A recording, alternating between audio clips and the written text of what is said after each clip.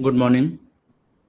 ये हमारा जो है करंट अफेयर्स की क्लास है और इसमें हम बात करने वाले हैं जितने भी 2022 से लेकर के 2023 में जो इम्पोर्टेंट अवार्ड्स हैं, ठीक है, उनको हम डिस्कस करने वाले हैं। एक्चुअली क्या है कि हमारा जो एक वो चल रहा था, सीक्वेंस चल रहा था करंट अफेयर्स का, जिसमें एमसीक्यूज में करा रहा था, वो कंटिन्यू करेंगे। लेकिन उसके पहले मैं जो है अवार्ड्स को बता देना चाहता हूँ, क्योंकि ये ऐसा पोर्शन है जहां से करंट अफेयर्स का मैक्सिमम क्वेश्चन आता है अवार्ड से, और दूसरा होता है आपका स्पोर्ट्स वाला सेक्शन में। तो वो दोनों सेक्शन में पहले करा दे रहा हूँ कि जितने भी एक साल के अंदर में जो भी अवार्ड्स दिए गए हैं, जो भी जो है मेजर अवार्ड्स दिए गए हैं और जो भी मेजर स्पोर्ट्स इवेंट्स हुए हैं, उनको पहले मैं डिस्कस कर ले रहा हूँ, ताकि जो है उससे जब रिलेटेड एमसीक्यूज में कराऊंगा तो आपको आसानी से वो बन सके। ठीक है, देखो जो पहला पुरस्कार है या पहला कैटेगरी है, इसमें हम बात कर रहे हैं सिविलियन अवार्ड्स की। बेसिकली सिविलियन अवार्ड्स या नागरिक पुरस्कार क्या होता है कि जैसे कि नाम से क्लियर है, सिविलियन या फिर नागरिक जो शब्द है बेसिकली आम लोगों के लिए है, या आम लोग बोलना चाहिए, उन आम लोगों में जो स्पेशल काम कर रहे हैं उनके लिए है। ठीक है, सम्मान भी है, अवार्ड्स भी है। तो नागरिक तो आम ही है, लेकिन उसका काम जो है स्पेशल है, तो उसका जो अचीवमेंट है वो आउटस्टैंडिंग है। तो वो अलग अलग फील्ड में जो लोग आउटस्टैंडिंग वर्क करते हैं, एक विशेष टाइप का काम करते हैं, और जिसकी वजह से सोसाइटी को कुछ एक तरह से बोलना चाहिए फायदा होता है, या सोसाइटी पे उसका इम्पैक्ट पड़ता है, वो एक एग्जाम्पल के तौर पे जो है दुनिया के सामने और भारत के अन्य लोगों के सामने जो है रखे जा सकते हैं, उनको जो है ये अवार्ड दिया जाता है। तो इसको बोला जाता है नागरिक पुरस्कार। सबसे बड़ा जो नागरिक पुरस्कार होता है वो होता है हमारा, कौन सा पुरस्कार होता है? सबसे बड़ा पुरस्कार होता है भारत के केस में अगर देखा जाए तो भारत रत्न। ठीक है, तो भारत रत्न सबसे बड़ा पुरस्कार होता है। उसके सेकंड कैटेगरी में या सेकंड उसमें अगर हम डिग्री में हम जाएं, डिग्री ऑफ ऑनर में, तो पद्म अवार्ड होता है। और उस पद्म अवार्ड में भी 3 कैटेगरी होते हैं, मैंने ये चीज पहले ही बताई थी। ठीक है, तो भारत रत्न के बारे में आपको मैं पहले ही क्लास में बता चुका हूं। भारत रत्न किसको पहले मिला था, किन लोगों को जो है पहले मिला था, ये जनरली आपसे पूछ सकता है। तो याद रखना है, उस क्लास में मैंने फर्स्ट इन इंडिया वाला सेक्शन में बताया था कि 1954 में जो है अवार्ड शुरू किया गया था। सर्वपल्ली राधाकृष्णन, सी राजगोपालाचारी और सीवी रमन, वो पहले जो है अवार्डिस्ट थे, रेसिपेंट्स थे उस टाइम में भारत रत्न के। ठीक है, उसमें मैंने अलग अलग सेक्शन भी बताया था कि कौन पहला नॉन इंडियन है, कौन सेकंड नॉन इंडियन है। ये सारी चीजें हम पहले ही डिस्कस कर चुके हैं। तो यहाँ पे मैं सीधा पद्मा अवार्ड के बारे में बता रहा हूँ। और पद्मा अवार्ड में जो है हर साल चेंजेस होता है, और उसका रीजन ये है कि हर साल जो है बहुत सारे लोग को जो है पद्मा अवार्ड के कैटेगरी में, अलग अलग कैटेगरी में दिया जाता है। जैसे आप यहाँ पे देख सकते हो, यहाँ के 3 पुरस्कार है, पद्म विभूषण है, फिर पद्म भूषण है, और फिर पद्मश्री यहाँ पे दिखाई दे रहा होगा। ठीक है, तो ये तीनों अवार्ड है पद्मा अवार्ड्स के कैटेगरी में।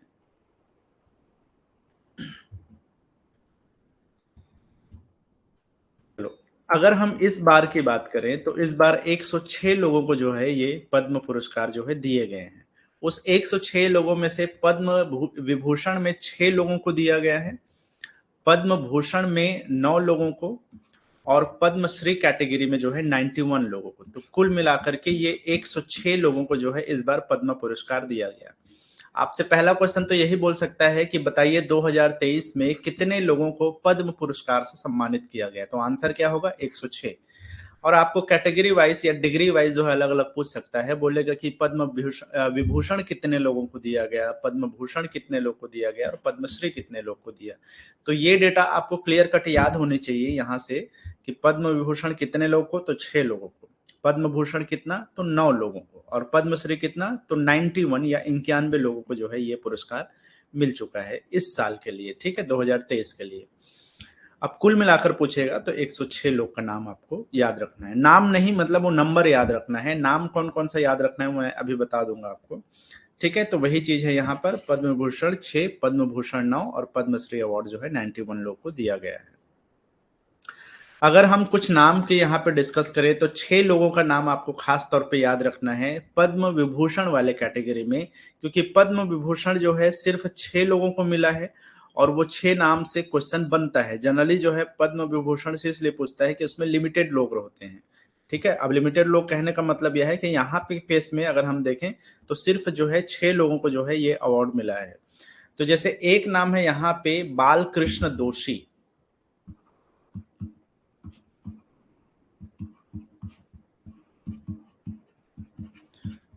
तो बालकृष्ण दोषी जो है मरणोपरांत इनको मिला है। ये जो है आर्किटेक्चर को बिलोंग करते हैं, या आर्किटेक्चर के फील्ड में है और गुजरात से बिलोंग करते हैं। तो इनको मिला है एक पद्म विभूषण, ठीक है, मरणोपरांत मिला है, पोस्ट थॉमस मिला है, ठीक है। एक नाम आपको याद रखना है जाकिर हुसैन का। तो जाकिर हुसैन आप लोगों ने नाम सुना होगा, तबला वादक, आर्ट को क्षेत्र को बिलोंग करते हैं, महाराष्ट्र से इनको जो है मिला है। तो एक नाम हो गया। दूसरा नाम हो गया, बाकी आप चाहो तो एस एम कृष्णा का नाम याद रखना है, पब्लिक अफेयर्स के क्षेत्र में जो है कर्नाटक को बिलोंग करते हैं। इसके अलावा जो है दिलीप महालनोबिस जो है मेडिसिन के क्षेत्र में जो है और वेस्ट बंगाल को जो है इनको मरणोपरांत मिला है, ठीक है। इसके अलावा जो है एक नाम याद रखना है श्रीनिवास वरदान, ठीक है, श्रीनिवास वरदान। तो श्रीनिवास को जो है मिला है साइंस एंड इंजीनियरिंग के क्षेत्र में, और ये यूनाइटेड स्टेट ऑफ अमेरिका के हैं, मतलब इनके पास जो नागरिकता है वो यूनाइटेड स्टेट ऑफ अमेरिका के है। तो ये जो है एनआरआई कैटेगरी में एकमात्र नाम है जो कि भारतीय ओरिजिन के हैं, लेकिन यूनाइटेड स्टेट ऑफ अमेरिका के उनके पास नागरिकता है। तो ये तीसरा नाम याद रखना है।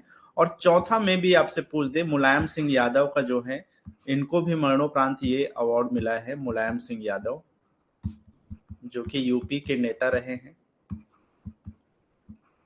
ठीक है। तो इनको भी पब्लिक अफेयर्स के कैटेगरी में जो है समाज सेवा के क्षेत्र में जो है इनको ये अवार्ड दिया गया है।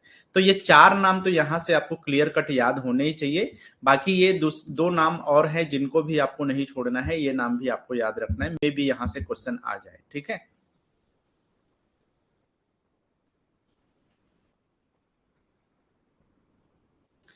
चलो, इसके अलावा जो है पद्म भूषण में जो है 9 नाम है यहाँ पे।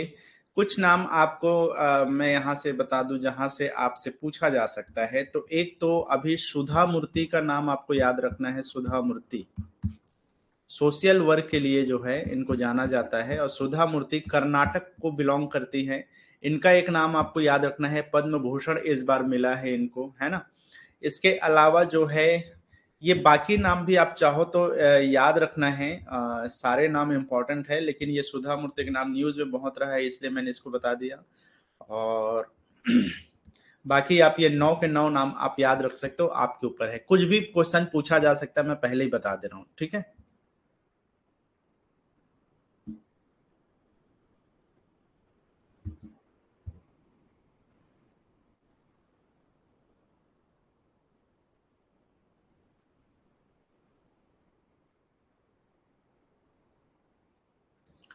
सर ये सब अवार्ड्स में क्या अंतर है? अंतर सिर्फ डिग्री का है, डिग्री ऑफ ऑनर का। क्या होता है कि कोई अवार्ड शुरू किया जाता है, जैसे पद्म भूषण के बारे में बात करें तो ये हाईएस्ट सिविलियन अवार्ड है। और बेसिकली ये बोल सकते हो कि हाईएस्ट सिविलियन अवार्ड की कैटेगरी में ये सेकंड डिग्री को बिलोंग करता है। सेकंड डिग्री, फर्स्ट डिग्री कौन सा है? भारत रत्न है। और सेकंड डिग्री कौन सा है? पद्म विभूषण है। तीसरा जो डिग्री है वो है पद्म भूषण का, और चौथा डिग्री है वो है पद्मश्री का। तो कहने का मतलब ये है कि किसका काम कितना बेहतर है उस पर डिपेंड करता है, किस क्षेत्र में किसने कितना बेहतर काम किया है, उसको एक तरह का डिग्री ऑफ ऑनर में बांट दिया गया है। तो जो सबसे बेहतर डिग्री है वो भारत रत्न का है, जो आउटस्टैंडिंग है उससे बेहतर कुछ नहीं हो सकता, वो पूरे देश में जो है सबसे बेहतर काम है। उसके बाद में आता है आपका, ये एक तरह का रैंकिंग सिस्टम है और कुछ नहीं है। जो अंतर है वो एक तरह से बोल सकते हो कि वो तमगे का अंतर है, कि कौन सा तमगा उसको मिल रहा है उस पे है। और बाकी कोई खास इसमें वो नहीं है, काम के डिग्री पे है, ऑनर पे है, सम्मान की क्या स्थिति है, पहला दूसरा तीसरा उस कैटेगरी का, ठीक है। चलो, पद्मश्री विनर्स में जो है इतने नाम आपको याद रखना है। पद्मश्री में देखो यार, पद्मश्री में सिंपली जो है एक नाम आप याद रख सकते हो, एम एम किरवानी का, ठीक है, एम एम किरवानी। अब इनका नाम मैं क्यों याद रखने का बोल रहा हूं, इस बार जो है ये नाम न्यूज में रहा है। आर मूवी के बारे में आप लोगों ने सुना होगा, जिसके जो नाटू नाटू है उसको इस बार जो है क्या मिला है? ऑस्कर का अवार्ड मिला है। तो ये एम एम किरवानी को इस बार जो है पद्मश्री से भी सम्मानित किया गया 2023 के लिए। तो ये पद्मश्री अवार्डी में जो है इनका नाम खास तौर पे याद रखना है। एक और नाम न्यूज में रहा है, उनका नाम है राकेश झुनझुनवाला। तो राकेश झुनझुनवाला शेयर मार्केट के एक तरह से बोलना चाहिए कि वो बहुत बड़ा एक शेर माने जाते रहे हैं। तो ये महाराष्ट्र को बिलोंग करते हैं, ट्रेड एंड इंडस्ट्री क्षेत्र में। एम किरवानी तो कला के क्षेत्र में, आर्ट के क्षेत्र में है, और ट्रेड और इंडस्ट्री के क्षेत्र में जो है राकेश झुनझुनवाला का नाम आप याद रख सकते हो। तो ये दो नाम मैं यहाँ से सजेस्ट कर रहा हूँ, राकेश झुनझुनवाला। अदरवाइज जो है 91 नाम है, आप नहीं याद रख सकते, कोई भी याद नहीं रख सकता इतने लोग को, जब तक कि आप थोड़े से पर्सनली उनसे जो है किसी भी तरह से जुड़े नहीं हो तब तक। बिल्कुल स्टॉक मार्केट। चलो यहां पर हम बात करते हैं लिटरेरी अवार्ड की। लिटरेरी अवार्ड का बेसिकली मतलब होता है साहित्यिक अवार्ड, जो कि साहित्य के क्षेत्र में दिए जाते हैं। ठीक है, अब साहित्य के क्षेत्र में जो दिए जाने वाले अवार्ड्स हैं उसमें कुछ इंपॉर्टेंट अवार्ड्स यहां पे डिस्कस करने वाले हैं हम।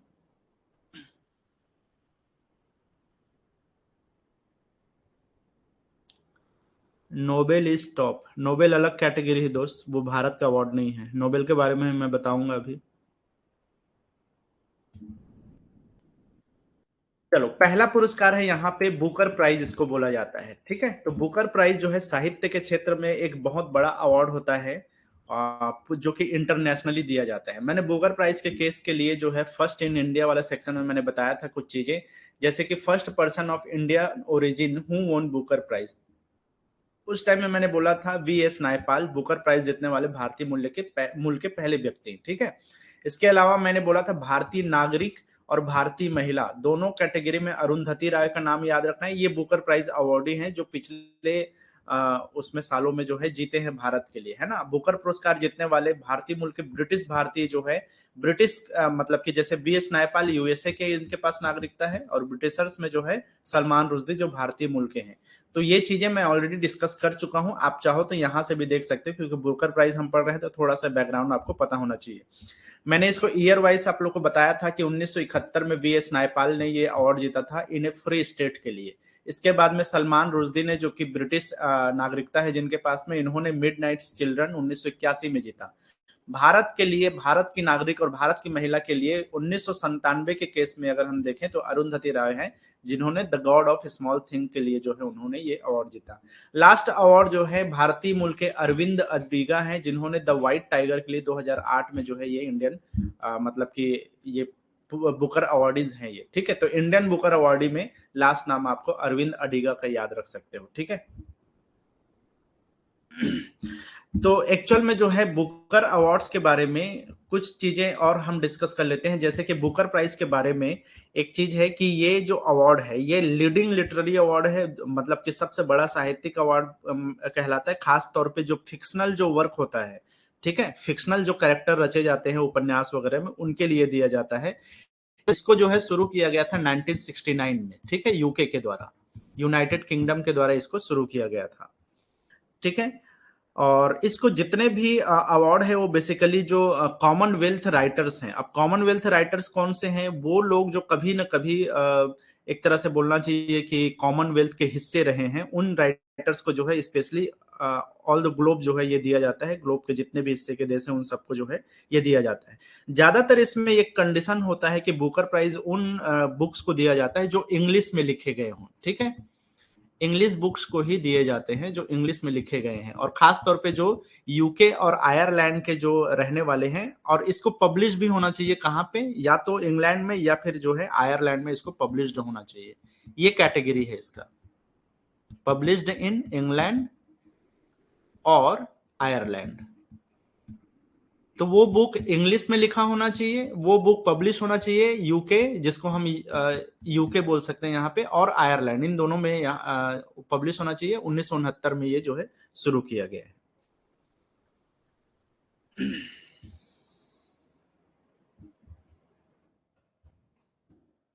चलो, अगर हम 2022 के बुकर प्राइज की बात करें, 2023 वाला अभी डिक्लेयर नहीं हुआ है, तो आपसे जो क्वेश्चन पूछा जा सकता है वो 2022 के बुकर प्राइज से रिलेटेड पूछा जा सकता है। इनका जो बुक का नाम है वो है द सेवन मून्स ऑफ माली अल्माइडा। ठीक है, ये बुक का नाम क्या है? द सेवन मून्स ऑफ माली अल्माइडा। ये है जो कि 2022 में बुकर प्राइज जीता, और ये श्रीलंकन है, श्रीलंका को बिलोंग करते हैं। और इनका नाम है शेहान करुनातिलाका। ठीक है, शेहान करुनातिलाका।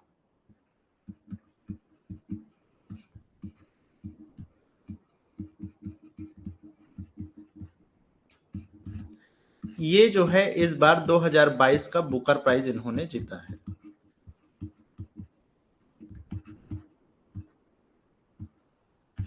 करेक्ट है। तो पहला अवार्ड में, लिटरेरी अवार्ड में बुकर प्राइज 2022 के लिए शेहान करुनातिलाका, श्रीलंका के रहने वाले, श्रीलंका के राइटर हैं, इन्होंने जो है जीता है इसको the seven moons of Maali Almeida के लिए। ठीक है।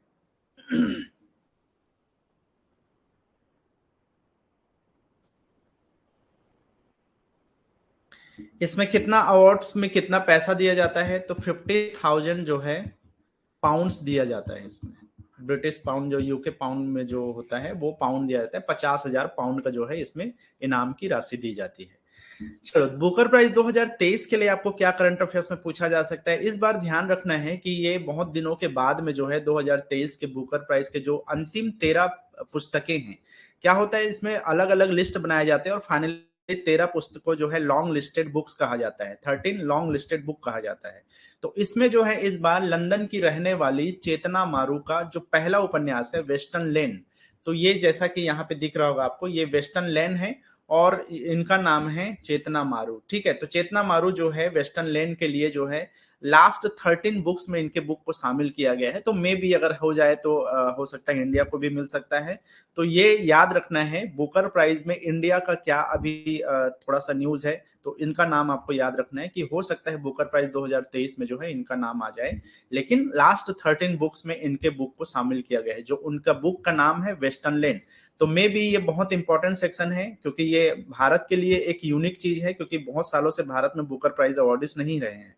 ठीक है, तो चेतना मारू नाम याद रखना है, वेस्टर्न लेन इनके बुक का नाम याद रखना है। ठीक है, दो बातें हो गई।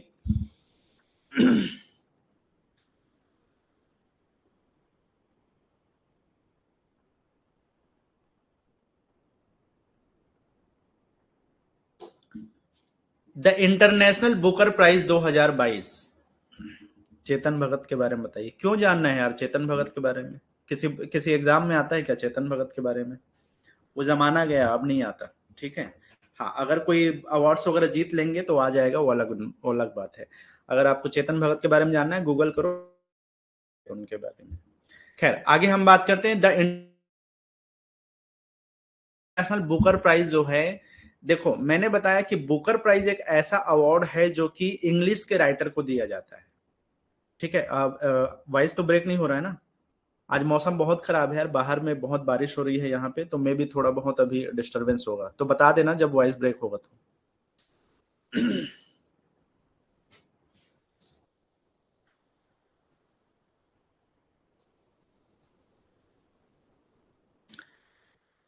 ठीक है, तो यहां पे हम बात कर रहे हैं द इंटरनेशनल बुकर प्राइज। तो बेसिकली ये जो इंटरनेशनल बुकर प्राइज है ये शुरू हुआ था 2005 में। तो जैसे कि द बुकर प्राइज क्या होता है, वो इंग्लिश में लिखे हुए राइटर्स को दिया जाता है। ये जो द इंटरनेशनल बुकर प्राइज है, ये उन बुक्स को दिया जाता है जो कि ट्रांसलेटेड होते हैं इंग्लिश में, ट्रांसलेटेड टू इंग्लिश। ठीक है, मतलब कि वो बुक किसी और भाषा में लिखी गई है, लेकिन उसको ट्रांसलेट करके इंग्लिश में जो है ट्रांसलेट किया गया है, और साथ ही साथ इसको पब्लिश किया जाता है, पब्लिश इन यूके और आयरलैंड। तो अब उसी कैटेगरी में आ गया। बुकर प्राइज में क्या कैटेगरी था? इंग्लिश में होना चाहिए था और साथ ही साथ उसको यूके या आयरलैंड में उसको पब्लिश होना चाहिए था, और ट्रांसलेटेड होना मतलब कि इंग्लिश में लिखा होना चाहिए था और पब्लिश होना था यूके और आयरलैंड में। लेकिन एक्चुअल में ये क्या है, मूल रूप से कोई और भाषा थी, अब इसको इंग्लिश में ट्रांसलेट भी कर दिया गया, अब इसको पब्लिश भी कर दिया गया यूके में। तो अब ये भी एक तरह से बुकर प्राइज के कैटेगरी में आ जाता है, लेकिन ये इंटरनेशनल बुकर प्राइज कहलाएगा, क्योंकि ये अलग भाषा के बुक को इंग्लिश में जो है ट्रांसलेट किया गया है। इसमें भी जो है 50,000 का जो है 50,000 पाउंड जो है इसमें दिया जाता है प्राइज में। लेकिन आपको याद रखना है कि इसका जो आधा भाग है वो लेखक को जाएगा, ऑथर को जाएगा, और आधा भाग जो है ट्रांसलेटर को जाएगा। जो उसको इंग्लिश में ट्रांसलेट किया है उस ट्रांसलेटर को जो है इसका हाफ जो है इसके पास और हाफ जो है इसके पास, मतलब 25,000 जो है पाउंड जो है एक एक के पास होगा, ऑथर के पास और ट्रांसलेटर के पास। ठीक है,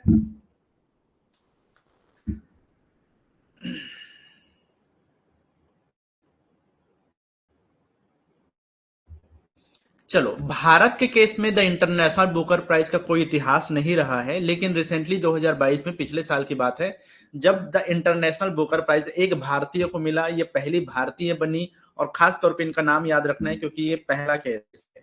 कहने का मतलब ये है कि first Indian woman, Indian winner बोल सकते, कुल मिलाकर के पहली भारतीय हो गई है गीतांजलि श्री। तो गीतांजलि श्री, इनकी एक नॉवल है जिसका नाम है रेत की समाधि। तो रेत की समाधि किसके द्वारा लिखा गया है? गीतांजलि श्री के द्वारा लिखा गया है। इसको ट्रांसलेट किया गया हिंदी में, तो translated in Hindi by Daisy Rockwell. Daisy Rockwell एक ब्रिटिश मूल की जो ऑथर है, उन्होंने जो है इसको अपने एक तरह से बोल सकते, यूएसए की है, सॉरी, ये यूएसए की हैं। इन्होंने जो है इसको इंग्लिश में ट्रांसलेट किया और इसको आयरलैंड में जो है पब्लिश किया गया है।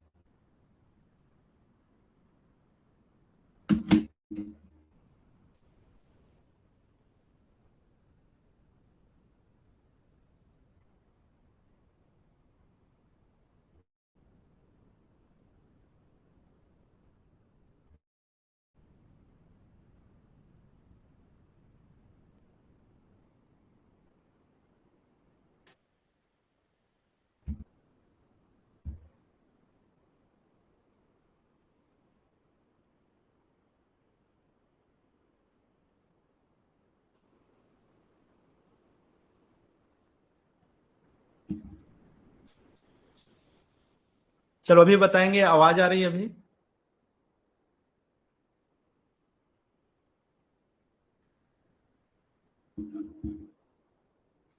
ठीक है अभी साउंड?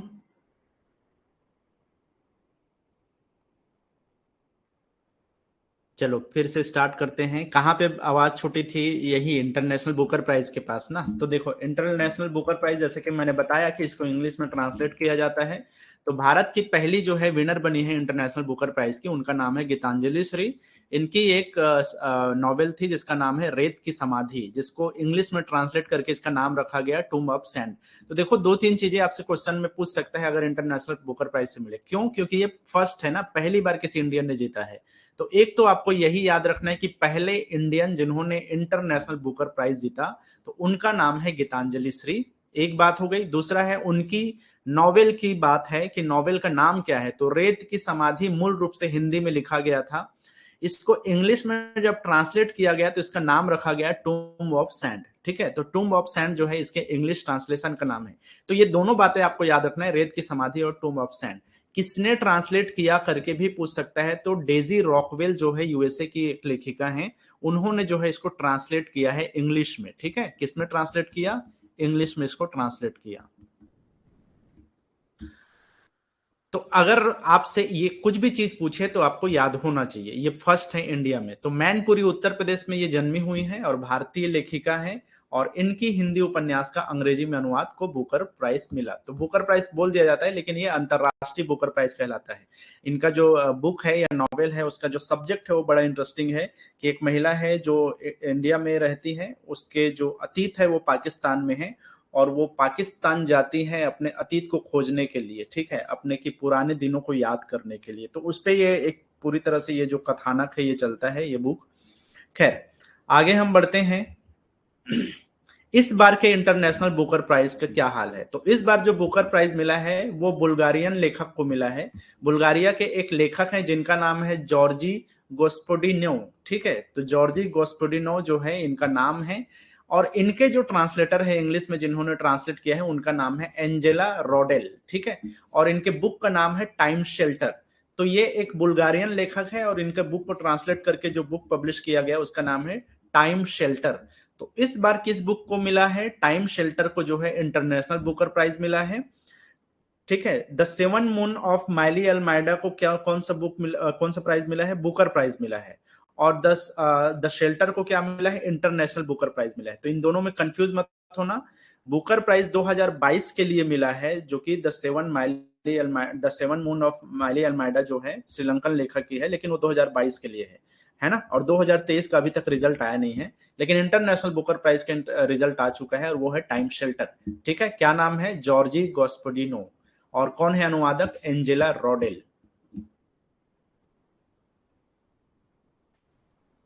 अब हम बात करते हैं भारत के जो सर्वोच्च कुछ साहित्यिक सम्मान है उनके बारे में। जैसे पहला यहाँ पे अवार्ड का नाम है ज्ञानपीठ अवार्ड।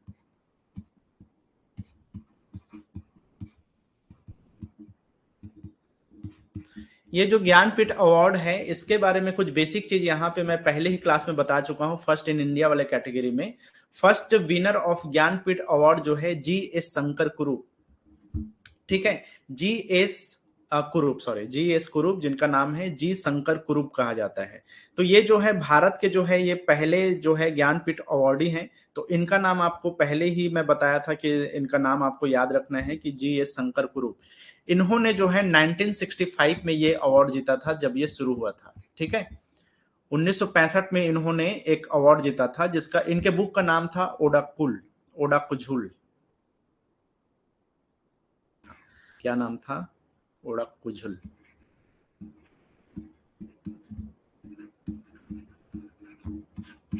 ठीक है, ऐसा कुछ नाम था, ओडाकुझुल।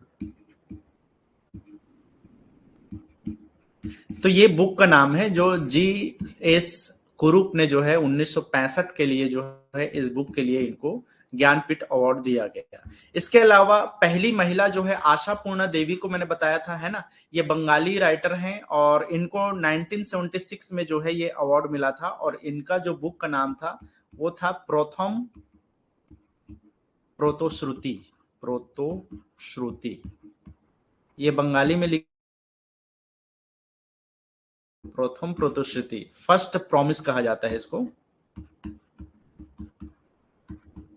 इस बुक के लिए इनको पहला जो है ज्ञानपीठ अवार्ड मिला। तो ये दो चीजें तो आपको खास तौर पे ध्यान रखना है और पहले ही बता चुका हूं, इसलिए आपको ये नाम याद होना चाहिए। ये नॉवेलिस्ट हैं, दोनों नॉवेलिस्ट हैं। एक जी एस शंकर कुरूप 1965 में मिला और 1967 में, सॉरी 1976 में इनको मिला प्रथम प्रोतोश्रुति के लिए आशा पूर्णा देवी को। ये पहली महिला बनी। तो ये दो बातें हो गई जो कि ज्ञानपीठ अवार्ड से आपको पता होनी चाहिए। आगे हम बढ़ते हैं। इस बार के ज्ञानपीठ अवार्ड जो कि 57वें नंबर का ज्ञानपीठ अवार्ड है, ये किसको मिला है? तो उनका नाम है दामोदर मावजो। ठीक है, दामोदर मावजो को, जो कि गोवा के एक राइटर हैं जो शॉर्ट स्टोरीज लिखते हैं, नॉवेल लिखते हैं, क्रिटिक्स हैं और साथ ही साथ स्क्रिप्ट राइटर हैं, जो कि कोंकणी में जो है इनका लेखन कार्य होता है। कोंकणी जो है गोवा का एक मतलब कि डायलेक्ट है जिसमें इन्होंने बहुत सारी रचनाएं की हैं। तो ये इंडिया का जो हाईएस्ट लिटरेरी अवार्ड है, सबसे बड़ा साहित्यिक सम्मान है, ये गोवा के इनको राइटर को जो है मिला है। तो आप देख सकते हो कोंकणी में पटकथा लेखक दामोदर मौजो को 57 बोलना चाहिए, 97 ज्ञानपीठ पुरस्कार से सम्मानित किया गया। ठीक है, तो नाम याद रखना है दामोदर मौजो, जिनको 57 नंबर का ज्ञानपीठ अवार्ड 2022 दिया गया। 2023 के लिए अभी डिक्लेयर नहीं किया गया है, तो आपको इसी को फिलहाल याद रखना है। अगर कुछ होता है बीच में, आपके एग्जाम के बीच में इसका अपडेट आता है और किसी 58 नंबर का डिक्लेयर हो जाता है तो मैं आपको अपडेट करा दूंगा, है ना। लेकिन फिलहाल के लिए ज्ञानपीठ अवार्डी कौन है? तो उनका नाम है, कोंकणी में लेखक हैं, गोवा के लेखक हैं दामोदर मौजो, 57 नंबर का ज्ञानपीठ अवार्ड। इसके अलावा हम बात करते हैं साहित्य अकादमी अवार्ड। तो साहित्य अकादमी अवार्ड जो है भारत में बोलना चाहिए कि 22 अलग अलग भाषाओं के लिए जो है इसको दिया जाता है, 22 भाषाओं के लिए। ठीक है, तो हर भाषा के लिए ये अवार्ड, हर भाषा का मैं कहने का मतलब ये है कि 8वीं अनुसूची में जितने भी भाषाएं हैं हमारे संविधान में, उन सभी भाषाओं के लिए जो है ये साहित्यिक अकादमी का जो है साहित्यिक पुरस्कार जो है दिया जाता है। तो जो भी जिस भी भाषा में है 22 लैंग्वेजेस में से जितना भी बेहतर काम होता है उस भाषा के लिए, उस भाषा के उस राइटर को जो है ये अवार्ड दिया जाता है। ठीक है, तो ये स्टैब्लिश हुआ था 1954 में, 1954 में जो है ये अवार्ड को एस्टैब्लिश किया गया था। और उस टाइम में पहला अवार्ड दिया गया था 1955 में, पहला अवार्ड मिला और वो मिला माखन लाल चतुर्वेदी का। नाम जरूर सुना होगा आप लोगों ने बचपन में, पुष्प की अभिलाषा जो कविता है वो पढ़ी होगी। तो माखन लाल चतुर्वेदी की, इनकी एक रचना थी हिम तरंगिनी। तो हिम तरंगिणी के लिए जो है इनको पहली बार जो है ये अवार्ड मिला था, साहित्य अकादमी अवार्ड 1955 में। इसके अलावा अगर हम इंग्लिश केस में देखें, क्योंकि ज्यादातर हिंदी, इंग्लिश, उर्दू और संस्कृत यही सबसे आजकल पूछने लग गया है, तो ये दो नाम आपको याद रखना है कि हिंदी के लिए तो माखनलाल चतुर्वेदी को मिला, और इंग्लिश के लिए 1960 में जो है पहला अवार्ड मिला था आर के नारायण को, जिनको मिला था उनकी द गाइड नाम के बुक के लिए। द गाइड वो बुक है जिस पर एक मूवी भी बनी थी देवानंद की, गाइड करके, बहुत फेमस हुआ था ये जो फिल्म है वो, तो ये इसी पे आधारित है। इसके अलावा आर के नारायण का नाम अगर आप लोगों ने सुना होगा तो एक सीरियल आती थी, बहुत पुरानी सीरियल, मालगुडी डेज करके। तो मालगुडी डेज जो है वो इन्हीं के द्वारा लिखा गया है, आर के नारायण के द्वारा। तो ये 1960 में आर के नारायण को पहला साहित्य अकादमी अवार्ड इंग्लिश लिटरेचर के लिए या इंग्लिश के जो है साहित्य के लिए दिया गया था। अब अगर हम बात करें साहित्य अकादमी अवार्ड 2022 के लिए, तो देखो इसमें जो है खास तौर पे ध्यान रखना है 2023 का अभी तक जो है डिक्लेरेशन नहीं किया गया है। हालांकि इसमें बहुत सारे नए नए अवार्ड शुरू हो गए, बाल साहित्य, इस तरह से शॉर्ट स्टोरीज के लिए अलग अलग, लेकिन जो मेजर साहित्य अकादमी अवार्ड है उसका डिक्लेरेशन अभी तक नहीं हुआ है। मे बी वो इस महीने के लास्ट तक हो जाए, तो अगर कुछ ऐसा अपडेट आता है तो मैं बता दूंगा। लेकिन फिलहाल 2022 के लिए जो साहित्य अकादमी अवार्ड है वो है हिंदी के लिए बद्री नारायण। तो इन्होंने लिखा है तमड़ी के शब्द, तुमड़ी के शब्द, जो कि एक कविता संग्रह है। तो इस बुक के लिए जो है इनको मिला है तुमड़ी के शब्द। इंग्लिश के जो बुक का नाम है उसका नाम है all the lives we never lived. तो ये एक नॉवेल है जो कि अनुराधा रॉय को इसके लिए, इंग्लिश के लिए जो है साहित्य अकादमी अवार्ड दिया गया। और ये जो संस्कृत है इसका नाम है दीप मणिकायम। तो ये पोएट्री संग्रह है संस्कृत में, और जनार्दन जनार्दन प्रसाद पांडे, जिनको मणि के नाम से जाना जाता है, उपनाम से, इनको मिला है संस्कृत के लिए। उर्दू के लिए जो ये अवार्ड है वो ख्वाब शराब, ख्वाब शराब। तो ख्वाब शराब एक नॉवेल है जो कि अनिश अशफाक को जो है ये अवार्ड दिया गया है। तो ये चार मेजर जो हमारे यहाँ के लैंग्वेज है, हिंदी, इंग्लिश, संस्कृत और उर्दू, इन सभी के लिए जो नाम है वो आपको याद रखना है। तो हिंदी के लिए बद्री नारायण, इंग्लिश के लिए अनुराधा रॉय, संस्कृत के लिए जनार्दन प्रसाद पांडे, और उर्दू के लिए अनिश अशफाक को जो है ये अवार्ड दिया गया।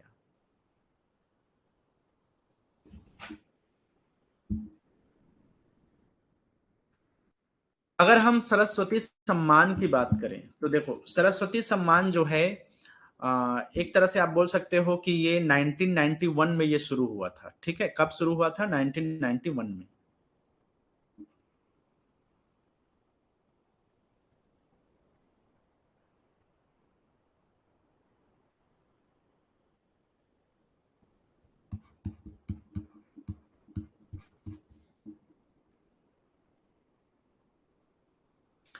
अब ये जो 1991 में दो सम्मान शुरू किए गए थे के बिड़ला फाउंडेशन के द्वारा, के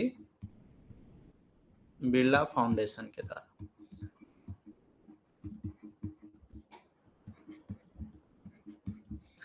पहला जो अवार्ड है वो दिया गया हरिवंश राय बच्चन को। अब हरिवंश राय बच्चन का नाम आप लोगों ने सब जानते हैं। तो ये 1991 में हरिवंश राय बच्चन को अवार्ड दिया गया, पहला जो अवार्ड था इस कैटेगरी का उनको। ठीक है, उनकी जो एक रचनाएं थी खास तौर पे, जो क्या बोलूं क्या याद करूं करके, या एक नीड़ का निर्माण करके, है ना, उसके लिए जो है इनको ये अवार्ड दिया गया था। हालांकि इसमें क्या होता है ना कि जो सरस्वती सम्मान है उसमें पिछले 10 सालों से जो राइटर ने क्या काम किया है उन सभी का एक तरह से मिक्सर होता है। तो आप किसी एक बुक का नाम यहाँ पे नहीं याद रख सकते, बहुत सारी चीजों के लिए जो है यहाँ पे नाम याद रखना पड़ता है। ठीक है, तो यहाँ पे पिछले 10 सालों में जो काम किया जाता है उसको सम्मानित किया जाता है। सरस्वती सम्मान के बिड़ला फाउंडेशन का 91 में शुरू हुआ था। ठीक है, अगर हम फर्स्ट फीमेल जो है विनर की बात करें इसमें, तो प्रथम जो महिला है जिनको ये अवार्ड मिला उनका नाम है बालमणि अम्मा, बालमणि अम्मा। तो इनको अम्मा उपनाम से जाना जाता है, और बेसिकली जो है इनको ये अवार्ड जो है 1995 में मिला, जो कि पहली बार किसी महिला को दिया गया था। सरस्वती सम्मान से इनको सम्मानित किया गया।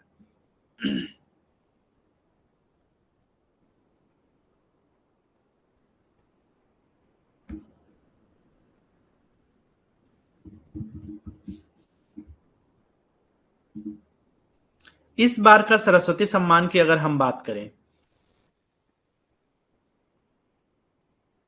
तो ये सम्मान अभी 2022 के लिए दिया गया है। शिव शंकरी लेखिका है, शिव शंकरी, और ये हैं आपके तमिल जो राइटर हैं वो हैं, और इनको इनके 2019 के संस्मरण के लिए, संस्मरण जिसको सूर्यवंशम के नाम से जाना जाता है, इसके लिए 2022 का सरस्वती सम्मान दिया गया है। अब इसमें समझने वाली बात यह है कि इनकी जो बुक है वो 2019 की बुक है।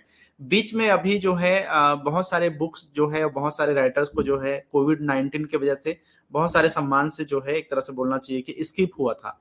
तो अभी जो है 2019 के बुक के लिए 2022 का सम्मान इनको मिला है, किनको? लेखिका शिवशंकरी को। 2019 में उनके संस्मरण आई थी सूर्यवंशम, जो एक तरह का मेमोर कहलाता है, मतलब कि अपनी ही कुछ यादों पर डिपेंडेंट कुछ नॉवेल्स होते हैं, कुछ बुक्स होते हैं, तो वो वाला कैटेगरी है इनका, और सूर्यवंशम इनकी रचना का नाम है। याद रखना है, तमिल लेखिका है शिव शंकरी, जिनको सरस्वती सम्मान 2022 से जो है सम्मानित किया गया। ठीक है।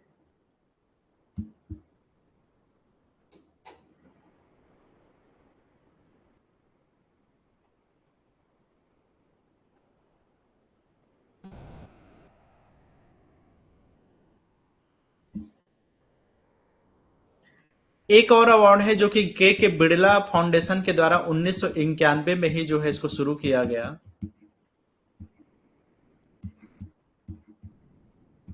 जिसका नाम है व्यास सम्मान। तो व्यास सम्मान के जो पहले प्रथम जो प्राप्त करते हैं उनका नाम है डॉक्टर रामविलास शर्मा। तो इनको 1991 में इनकी जो एक बुक थी भारत के प्राचीन भाषा परिवार, इस बुक के लिए जो है इनको, या इस काम के लिए जो है इनको ये अवार्ड दिया गया, भारत के प्राचीन भाषा परिवार। तो ये पहला अवार्ड था। आज के डेट में अगर हम बात करें तो बहुत फेमस नाम है ज्ञान चतुर्वेदी। तो डॉक्टर ज्ञान चतुर्वेदी को जो है ये अवार्ड दिया गया है। इनकी एक रचना है पागल खाना, जो कि 2008 में पब्लिश हुआ था। एक व्यंग उपन्यास है, ये सटारिकल नॉवेल कहा जाता है इसको। तो ये बुक का वो फ्रंट पेज है, आप देख सकते हो यहाँ पे, पागल खाना इनके बुक का नाम है, जो कि एक उपन्यास है। और लेखक कौन है? डॉक्टर ज्ञान चतुर्वेदी। तो इनको 32वां नंबर का जो है व्यास सम्मान से सम्मानित किया गया, जो कि 2022 के लिए इनको दिया गया है। ठीक है, 32वां नंबर का। तो चलो, ये मेजर हो गए जितने भी हमारे यहाँ साहित्यिक सम्मान है। जनरली यहीं से जो है ज्यादातर क्वेश्चन आता है। ढेर सारे और भी सम्मान है, लेकिन ये मेजर अवार्ड्स में मेजर अवार्ड्स कैटेगरी में आता है, जिसमें आपका साहित्य अकादमी हो गया, आपके सरस्वती सम्मान, व्यास सम्मान, ये सब जो है मेजर अवार्ड की कैटेगरी में ही आता है। ठीक है, तो इनको आपको खास तौर पे ध्यान रखना है। तो ज्ञानपीठ हो गया, साहित्य अकादमी हो गया, सरस्वती हो गया, और व्यास सम्मान हो गया। ये 4 मेजर जो है साहित्यिक अवार्ड है भारत के केस में अगर देखा जाए तो। इसके अलावा अगर हम नेक्स्ट कैटेगरी बात करें, सिनेमा के लिए, आर्ट्स के लिए, कल्चर के लिए जो अवार्ड दिए जाते हैं ऑल ओवर वर्ल्ड बोल सकते हो, इंडिया में भी हो या देश के अलग अलग हिस्सों में हो, तो सिनेमा का सबसे बड़ा अवार्ड तो आज के डेट में एकेडमी अवार्ड को ही माना जाता है। तो पहली बात तो आपको याद रखना है, एकेडमी अवार्ड को ही ऑस्कर अवार्ड के नाम से भी जाना जाता है। ठीक है, तो यहाँ पे आप दो चीजें देख सकते हो कि पहला जो सेक्शन है इसमें मैंने बताया है कि फर्स्ट कॉस्ट्यूम डिजाइन के लिए, बेस्ट कॉस्ट्यूम डिजाइन के लिए पहला जो भारत की भारतीय जिसको एकेडमी अवार्ड से सम्मानित किया गया, उनका नाम है भानुअथैया। ठीक है, इनको गांधी मूवी के लिए 1983 में के लिए ये बुक, ये जो अवार्ड है वो दिया गया। गांधी एक पिक्चर आई थी जिसमें उन्होंने कॉस्ट्यूम डिजाइन किया था, तो भानुअथैया को 1983 में पहला एकेडमी अवार्ड से सम्मानित किया गया। इसके अलावा एक ऑनररी अवार्ड दिया गया सत्यजीत रे को, लाइफ टाइम अचीवमेंट अवार्ड होता है ये, 1991 में इनको अवार्ड मिला, ये दूसरे नंबर के व्यक्ति बने। तीसरा अवार्ड जो है, और चौथा, पांचवा, ये सब अवार्ड जो है 2008 का ही अवार्ड है। आप लोगों ने नाम सुना होगा स्लम डॉग मिलेनियर, जो एक मूवी आई थी, तो इसमें रसुल पोकट्टी को जो है साउंड मिक्सिंग के लिए अवार्ड मिला। ए आर रहमान को जो है बेस्ट ओरिजिनल स्कोर और बेस्ट ओरिजिनल सॉन्ग के लिए अवार्ड मिला, और गुलजार को जो है बेस्ट ओरिजिनल सॉन्ग के लिए ए आर रहमान के साथ में कंबाइन रूप से ये अवार्ड मिला। तो ये सब स्लम डॉग मिलेनियम 2008 में जो पिक्चर आई थी उसके लिए है। ठीक है, और फाइनली अब जाके जो है नाटू नाटू को जो है एक अवार्ड मिला, वो ऑस्कर का अवार्ड मिला है। ठीक है, तो ये पहले तो ये 5 का जो पिछले सालों में जो है वो याद रखना है। यहाँ पे मैंने हिंदी में भी यही चीज दिया है। अब क्या होता है यार, पोशाक डिजाइन लिखा है यहाँ पे, मानद पुरस्कार है, तो थोड़ा सा दिक्कत होगा, इसलिए थोड़ा इंग्लिश को भी रेफरेंस के तौर पे ले लेना है ना। मूल गीत, मूल स्कोर, सर्वश्रेष्ठ मूल गीत, तो कई चीजें जो है इंग्लिश में फेमस है, तो थोड़ा उसको उसी तरह से याद रखना ज्यादा आसान रहेगा आपके लिए। बाकी आपकी मर्जी है, आप चाहो तो मूल स्कोर मूल गीत करके भी याद रख सकते हो, कोई दिक्कत नहीं उसमें, ठीक है। बस नाम को याद रखना है, पहला किसको मिला ये याद रखना है आपको, खासतौर पे भानु अथैया। अभी अगर हम बात करें 2023 के लिए, तो 95वां नंबर का जो ऑस्कर है, इसमें क्या बात रही, क्या चीजें आपको ध्यान में रखना है एग्जाम पॉइंट ऑफ व्यू से। एक तो जो बेस्ट फिल्म अवार्ड दिया गया है उसका नाम है everything everywhere all at once. ये मूवी का नाम है, हॉलीवुड की मूवी है, ये सर्वश्रेष्ठ फिल्म बनी है everything everywhere all at once, ठीक है। सर्वश्रेष्ठ अभिनेत्री बेस्ट एक्ट्रेस का अवार्ड मिला है मिशेल येहो, जिनको इसी मूवी के लिए जो है ये अवार्ड दिया गया, बेस्ट एक्ट्रेस का अवार्ड। बेस्ट डायरेक्टर का अवार्ड, सर्वश्रेष्ठ निर्देशक का अवार्ड मिला डेनियल क्वान और डेनियल शिनार्ड, जिन्होंने मिल करके कंबाइंड रूप से इसी मूवी को डायरेक्ट किया है। तो आप देख सकते हो कि शुरू के तीनों award everything everywhere all at once के लिए मिला है, चाहे वो बेस्ट फिल्म हो, बेस्ट एक्ट्रेस हो या फिर बेस्ट डायरेक्टर हो, ये तीनों कैटेगरी जो है एक ही मूवी को मिला है। बेस्ट एक्टर का अवार्ड इस बार मिला है ब्रेंडन फ्रेजर को, जिनको द वेल मूवी आई थी उसके लिए ये अवार्ड दिया गया। इसके अलावा दृश्य प्रभाव, अब दृश्य प्रभाव का मतलब यहाँ पे स्पेशल इफेक्ट को लेकर के है, आप चाहो तो इंग्लिश वाला सेक्शन को रेफर करोगे और वही बेहतर है। दृश्य प्रभाव का मतलब यहाँ पे आपका बेसिकली विजुअल इफेक्ट्स आपको बोलना चाहिए, है ना। तो वो अवतार मूवी को मिला है जो इस बार आई है, अवतार 2, है ना, अवतार 2।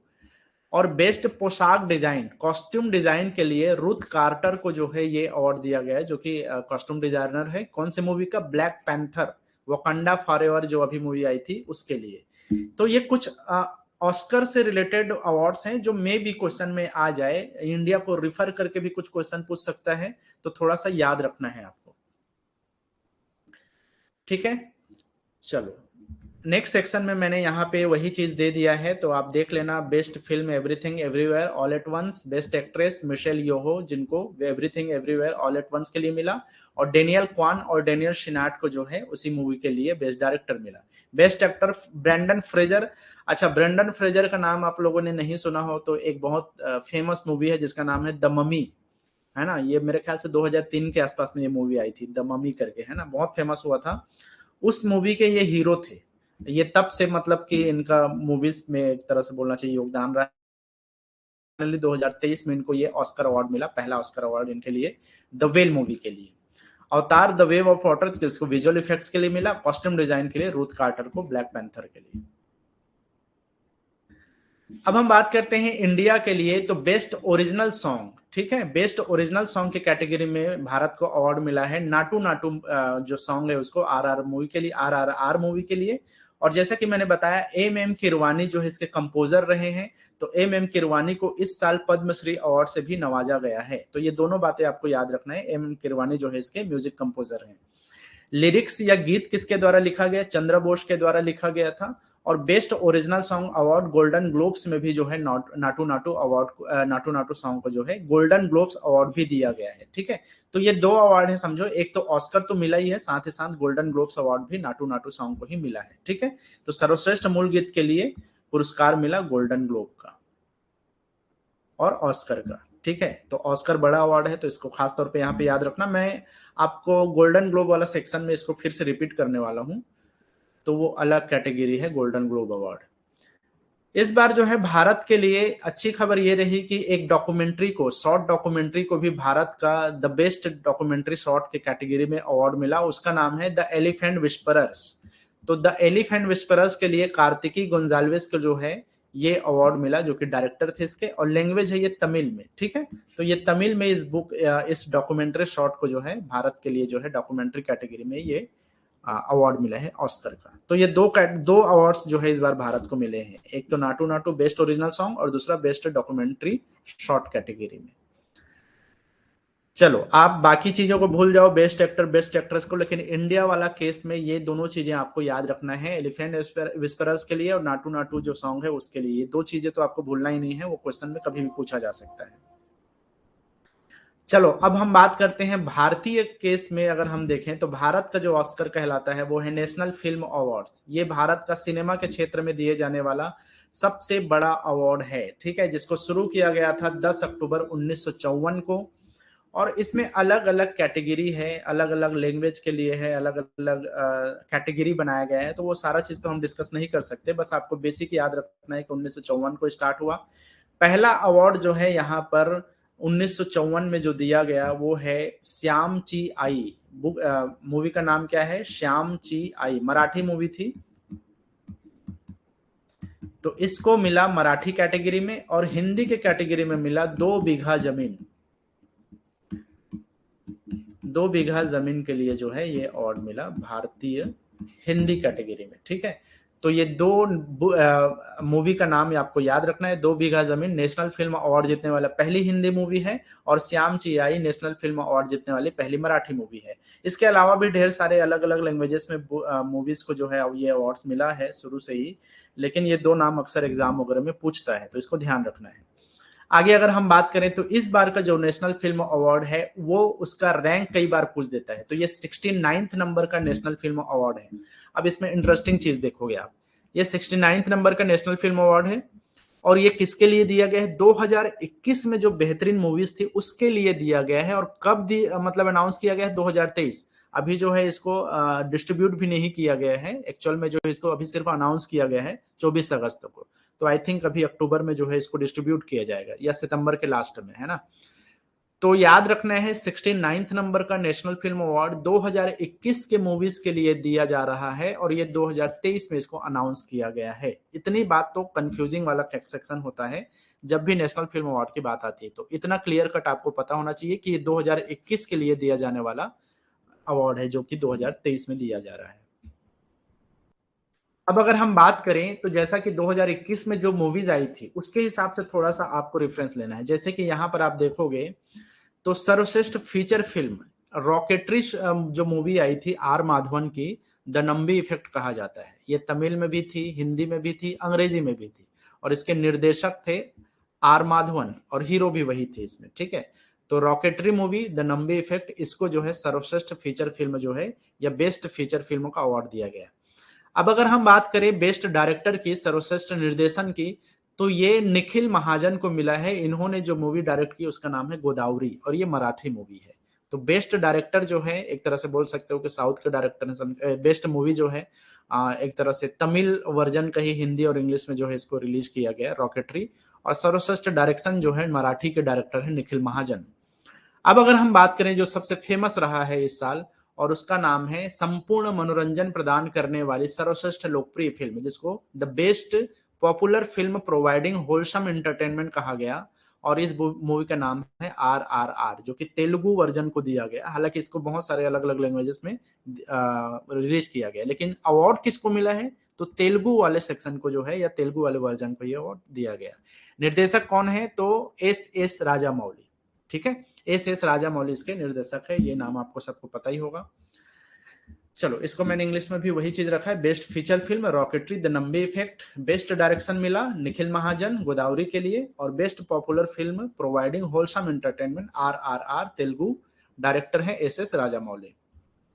अब अगर हम बात करें कुछ और यहाँ पे फैक्ट्स की, जो मैं भी आपसे क्वेश्चन पूछे नेशनल फिल्म अवार्ड से, तो याद रखना है सर्वश्रेष्ठ अभिनेता का इस बार अवार्ड मिला अल्लू अर्जुन को, जो पुष्पा द राइज मूवी के लिए। और ये पहली बार है जब किसी तेलुगु जो है मतलब कि एक्टर को जो है ये अवार्ड दिया गया, बेस्ट अभिनेता का अवार्ड, ठीक है, अल्लू अर्जुन। बेस्ट अभिनेत्री या बेस्ट एक्ट्रेस की बात करें तो आलिया भट्ट गंगूबाई काठियावाड़ी जो मूवी आई थी वो हिंदी के लिए, और साथ ही साथ कृति सेनन को जो है मिमी करके एक मूवी आई थी उसके लिए। तो ये दो लोगों को जो है इस बार बेस्ट एक्ट्रेस का अवार्ड दिया गया हिंदी के कैटेगरी की अगर हम बात करें तो। और इसी में जो है सपोर्टिंग कास्ट में अगर हम बात करें, या सपोर्टिंग एक्टर में best supporting actor Pankaj Tripathi इसी मूवी के लिए, मिमी मूवी के लिए। और अभी एक मूवी आई थी द कश्मीर फाइल्स, इसके लिए जो है बेस्ट सपोर्टिंग एक्ट्रेस में पल्लवी जोशी का जो है नाम याद रखना है आपको। Pankaj Tripathi best supporting actor, और बेस्ट सपोर्टिंग एक्ट्रेस में पल्लवी जोशी द कश्मीर फाइल। तो इतना तो आपको याद होना ही चाहिए, क्योंकि ये नेशनल फिल्म अवार्ड है। अभी अभी रिसेंटली इसको जो है अनाउंस किया गया है, तो मुझे 100% ऐसा लगता है कि एक ना एक क्वेश्चन यहाँ से बन ही जाएगा। तो इस चीज को आपको खास तौर पे ध्यान रखना है, बल्कि याद रखना है किसी भी हाल में।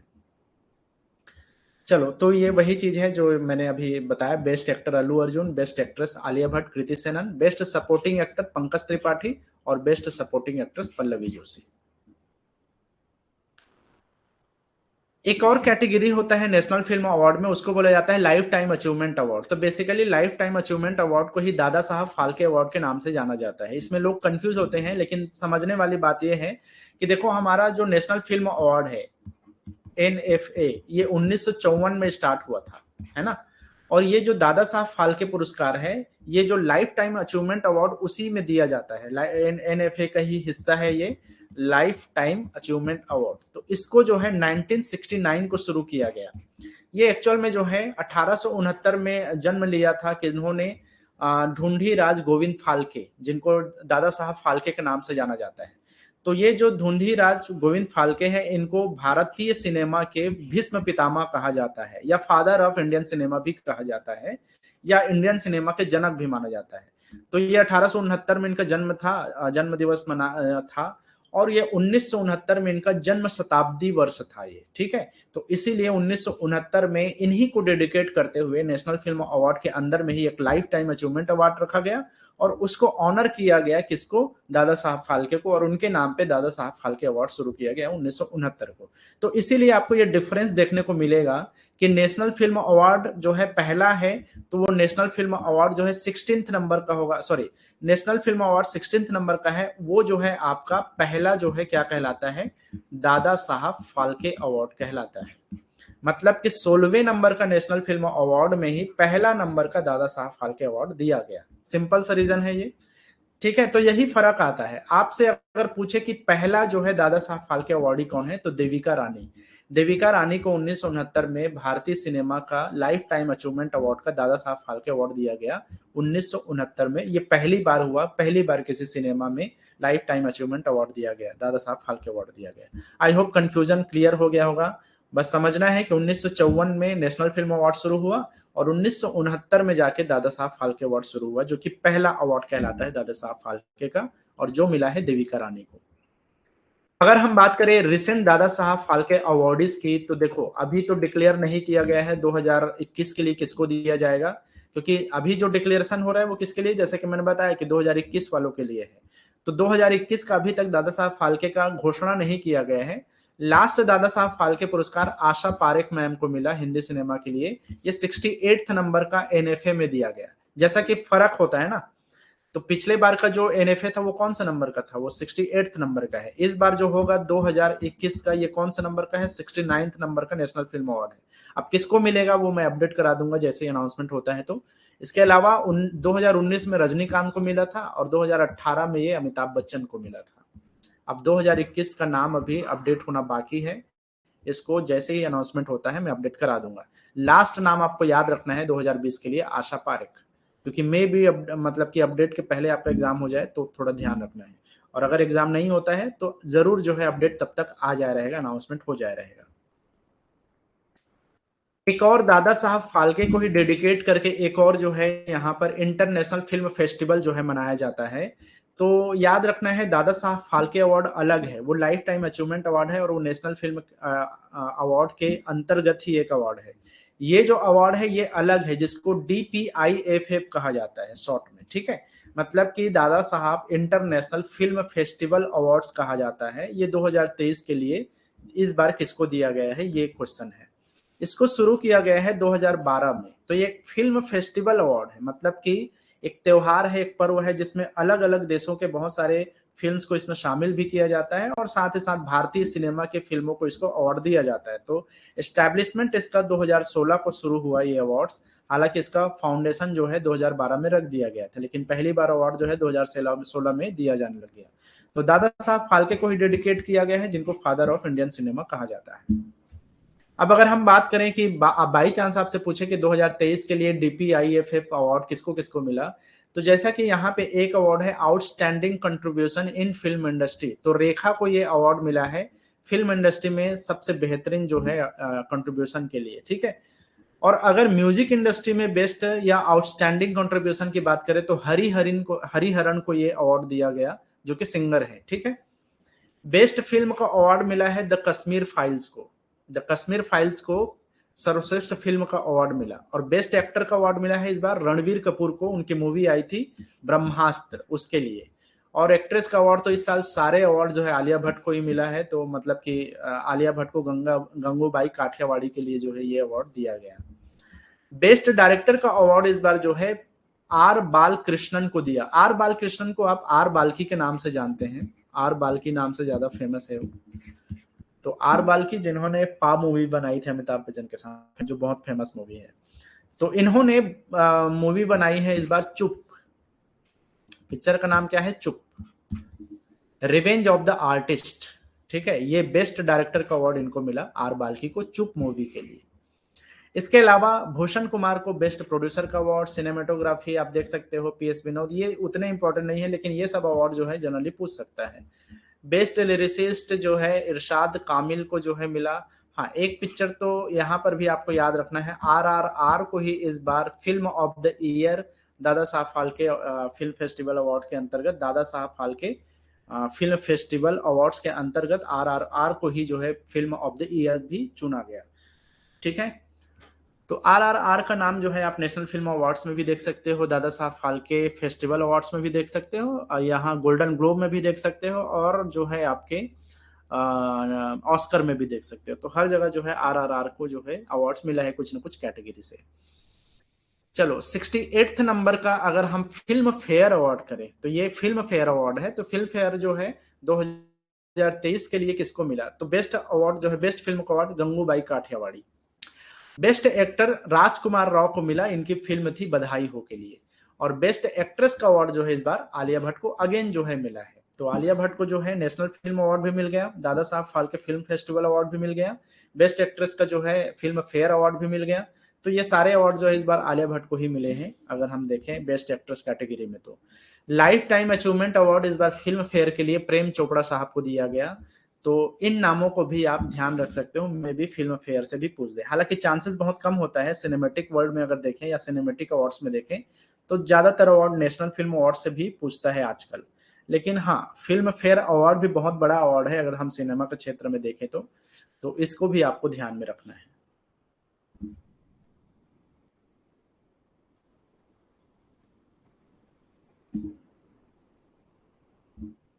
चलो, गोल्डन ग्लोब अवार्ड जो 80th नंबर का गोल्डन ग्लोब अवार्ड है 2023 के लिए, इस बार मिला है द फैबलमैन्स को। गोल्डन ग्लोब अवार्ड जो है द फैबलमैन्स को दे, ये इंटरनेशनल अवार्ड है ना। और इसमें अगर बेस्ट एक्टर की बात करें तो ऑस्टिन बटलर को जो है एल्विस मूवी के लिए जो है बेस्ट एक्टर का अवार्ड मिला। हालांकि देखो, मैं पहले ही बता दे रहा हूँ, इस गोल्डन ग्लोब अवार्ड को बताने का एक रीजन है, वो है बेस्ट सॉन्ग वाला कैटेगरी, जो कि भारतीय फिल्म नाटू नाटू को मिला है RRR के लिए। ठीक है, तो इसी को आपको ध्यान में रखना है, बाकी चीजें बोनस है, आप चाहो तो याद रख सकते हो। बेस्ट एक्ट्रेस जो है केट ब्लैंसेट को मिला है टार मूवी के लिए, और बेस्ट डायरेक्टर स्टीवन स्पिलबर्ग को मिला है द फेबलमैन्स के लिए। तो द फेबलमैन्स जो है बेस्ट फिल्म और बेस्ट डायरेक्टर दोनों अवार्ड जीता है इस बार। और भारतीय नजरिए से देखा जाए तो नाटू नाटू को गोल्डन ग्लोब अवार्ड भी मिला RRR मूवी के लिए। ठीक है, चलो आज के लिए इतना ही।